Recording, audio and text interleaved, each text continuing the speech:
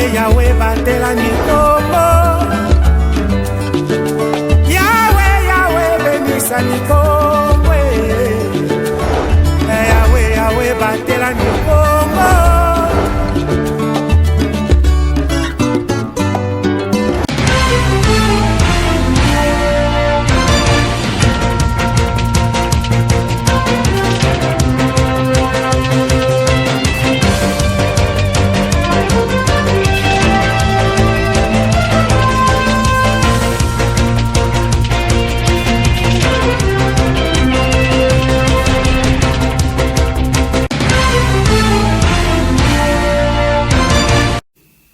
C'est l'heure de vous informer, mesdames, messieurs, bienvenue à cette nouvelle session d'actualité. Sit-in ce jeudi 30 septembre devant le bâtiment du gouvernorat par les agents et cadres du service des contrôles de recettes et paysages, SECOREP, en sigle pour réclamer leur réhabilitation et paiement des arriérés des 38 mois. Il s'agit de signaler que ces agents et cadres ont été révoqués par l'ancien gouverneur des provinces Atou Matoubana Koulouki depuis l'année 2020. Reportage.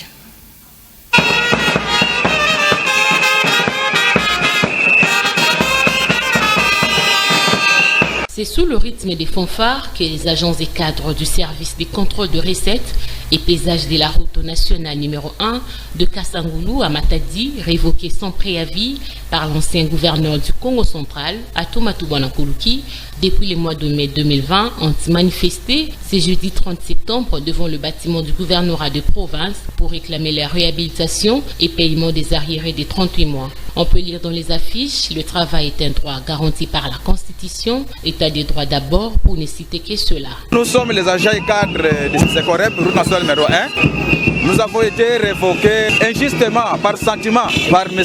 Atou Matoubana qui était gouverneur ici. Nous demandons à Papa Justin, le gouverneur AI, de réhabiliter les services. Parce que nous avons atteint la mission nous assignée par la province. L'augmentation des recettes, nous en avons fait.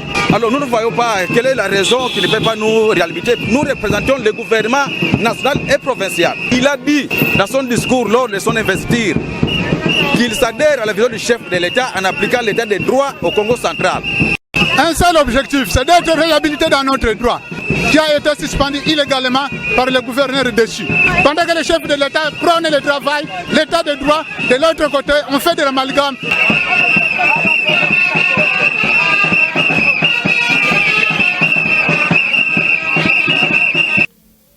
La société Canal Plus a présenté les nouvelles offres pour l'année 2020 à tous ses abonnés ce jeudi 30 septembre 2021 au cours d'un point de presse. Canal Plus a enrichi son bouquet avec des nouveaux offres dans presque tous les secteurs. Suivez les propos recueillis par Roger Missamou et Grace Falanka.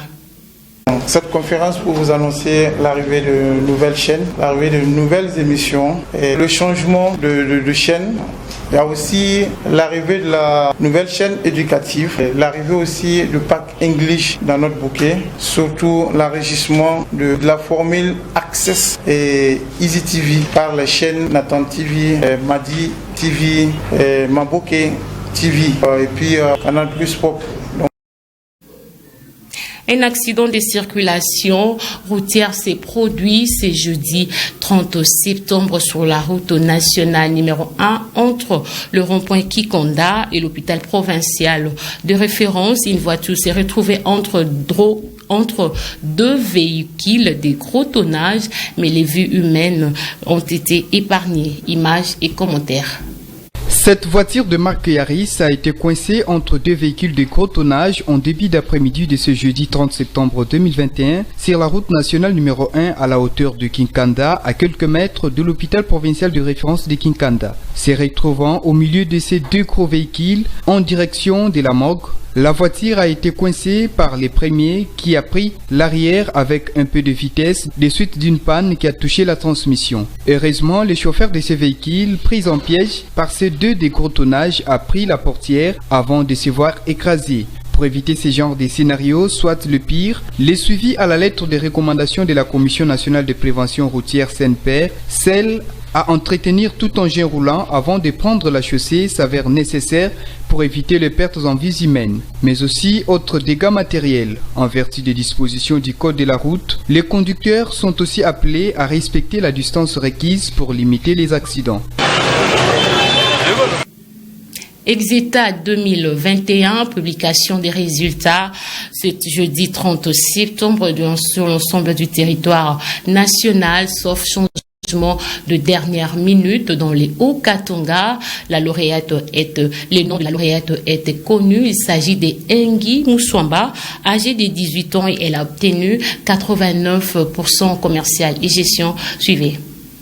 Ce jeudi 30 septembre 2021 marque le début effectif de la publication des résultats de l'Exeta édition 2021 sur toute l'étendue du territoire national. La phase de correction de ces épreuves a été achevée. Place à présent à la publication. Le nom du lauréat de la province du Haut-Katanga est déjà connu depuis le mercredi 29 septembre. Il s'agit de Engi Koulenduka Moussouamba, âgé de 18 ans. Cette dernière a obtenu 89%, option commerciale et gestion. Selon les communiqués signés par le directeur de cabinet du ministre de l'enseignement primaire, secondaire et technique, les résultats complets des autres provinces vont être connus. Après la cérémonie de remise des CD des résultats de toutes ces entités aux opérateurs des réseaux téléphoniques par le ministre Tony Mwaba. Dans son tweet, le ministre des tutelles a déclaré que la province de Kinshasa est classée dernière dans la publication des résultats de toutes les provinces car il n'y a pas de disposition légale qui oblige qu'il faut commencer par Kinshasa. Il faut noter que près de 800 000 finalistes ont pris part à cette session 2021 à travers la République démocratique du Congo. Ces épreuves ordinaires de l'examen d'État avaient débuté le lundi 30 août dernier et se sont clôturées le jeudi 2 septembre. Lancées par Tony Mwaba dans la province du Congo, dans la ville de Kingé, chef-lieu des provinces.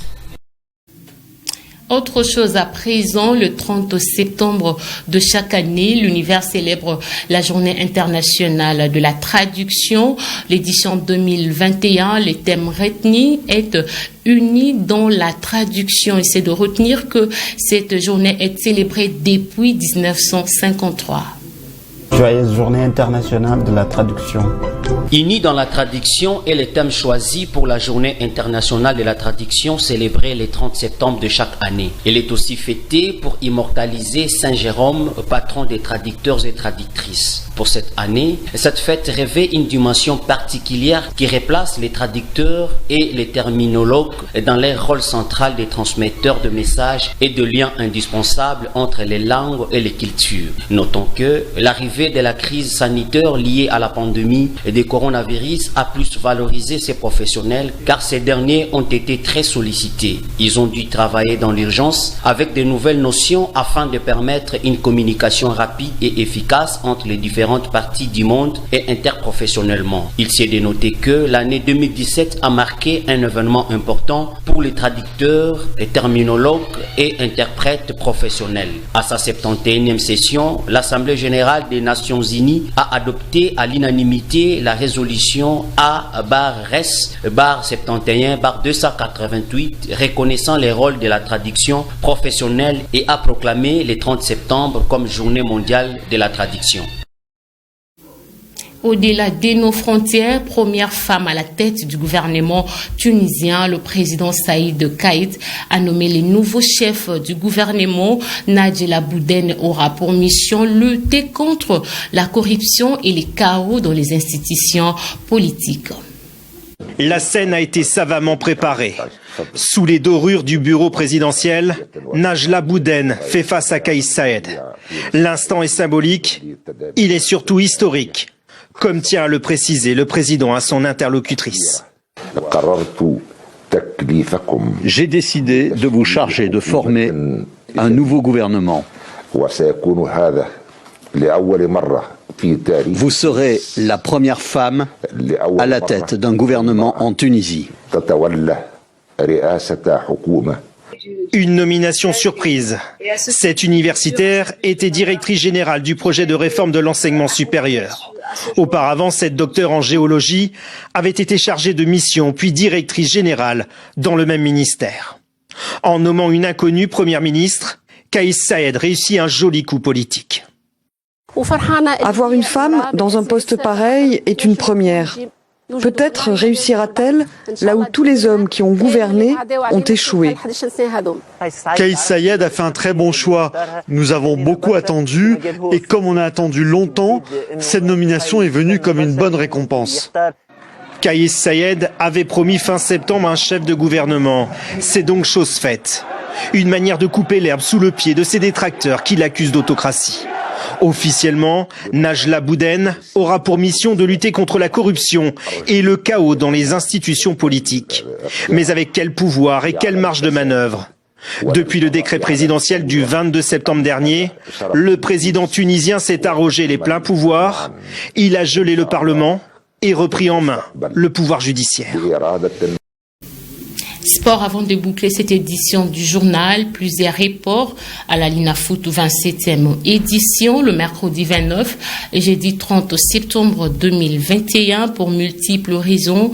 Parfois pas, le public sportif congolais ne cesse d'être déçu par l'organisation du comité de gestion de la Ligue nationale de football. Rivanciala.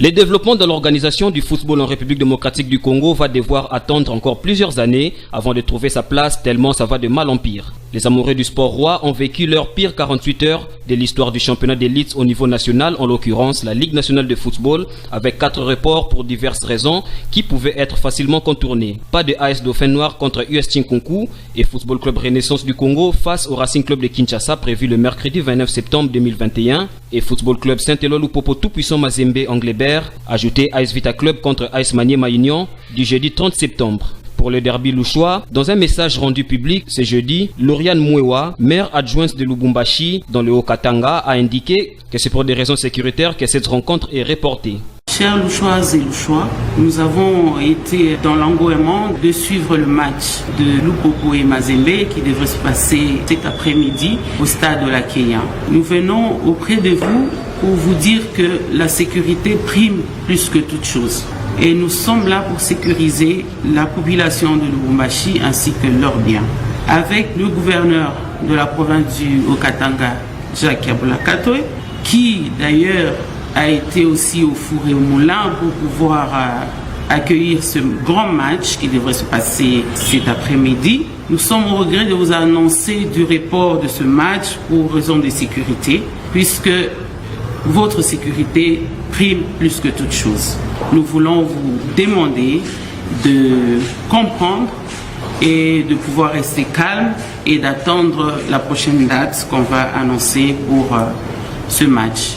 Et dans la soirée du mercredi 29 septembre, le porte-parole du ministère des Sports a fait savoir au public sportif l'impossibilité d'utilisation du stade des Martyrs pour les matchs à grande influence, notamment Vita Club Maniema Union. Décision qui a poussé la Linafoot à reporter le match entre le 3e et le 2e de la 26e édition du championnat national. Pour rappel, 6 rencontres étaient au menu ces dernières 48 heures. La jeunesse sportive de Kinshasa a fait un bond en classement provisoire de la 11e à la 4e place le mercredi dernier en disposant 2-1 de l'AS Simba de Kolwezi sur des réalisations signées Ndonga Lamokonzo à la 22e minute de jeu et Ilondo Itaka 2 minutes après. La réduction du score, elle, est intervenue pendant les temps additionnels de la seconde période par Moussens Moukout pour l'AS Simba. En panne de résultats lors des 2 derniers matchs, DSMP s'est quitté dos à dos au terme du face-à-face contre l'US Panda B52 ce jeudi 30 septembre à Likasi. Joyce Kati Katulondi a marqué pour les Immaculés. Fin de cette édition du journal. Mesdames, Messieurs, merci de nous rester fidèles.